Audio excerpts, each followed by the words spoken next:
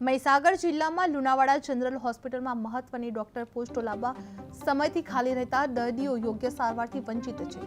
Physician, સર્જન, orthopaedic અને paediatric તબીબની ખોટથી ગરીબ અને મધ્યમ વર્ગના દર્દીઓ ખાનગી હોસ્પિટલમાં ફરજિયાત સારવાર માટે મજબૂર થઈ ચૂક્યા છે। ગંભીર દર્દીઓને માત્ર ઇમરજન્સી માટે બહારથી તબીબ બોલાવવાનું ચાલુ છે, જ્યારે વોર્ડની નિરીક્ષણ કામગીરી પણ અધિક્ષક પોતે વોર્ડ વાઇઝ નિરીક્ષણ કરી આરોગ્ય સેવાઓ જાળવી રહ્યા છે। આરોગ્ય વિભાગ અને સરકાર ખાલી જગ્યા ભરવા હજી પણ આગળ નથી આવ્યા। હાલ KTV news Gujarati Lunawada hospital general હોસ્પિટલે પહોંચ્યું છે અને અહીંયા જે ફિઝિશિયન અને સર્જન છે તેમની ઘટ ક્યાંક ને ક્યાંક મહેસૂસ થઈ રહી છે અને આપણે હાલ સિવિલ સુપ્રિન્ટેન્ડન્ટ ઓફિસર આપણી સાથે ઉપસ્થિત છે।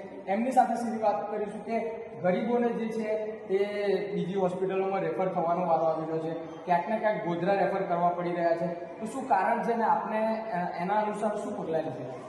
અહીંયા ટૂંક સમયમાં જ ફિઝિશિયનની ભરતી થવામાં આવનાર છે।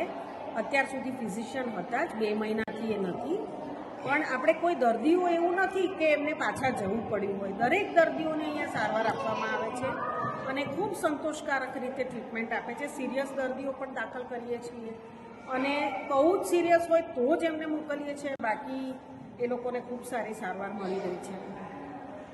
KTV ન્યૂઝ ગુજરાતીએ હાલ આજે અચાનક અહીંયા જે છે કહી શકાય કે આપણે મુલાકાત લીધી છે હોસ્પિટલની। ક્યાંક ને ક્યાંક મેડમ પોતાનો સમય ફાળવીને જે દર્દીઓને છે એમનો મુલાકાત લો છો, ક્યાંક ને ક્યાંક સારવાર સારી છે, સ્ટેટમાં પણ વખાણ થઈ રહ્યા છે અહીંના હોસ્પિટલના, તો એ બાબતે શું કહેશો?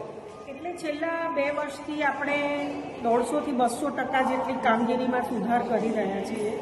ઓપીડી, આઈપીડી વધી છે, મહીસાગરની આખી જનતા આપણા પર વિશ્વાસ મૂકે છે।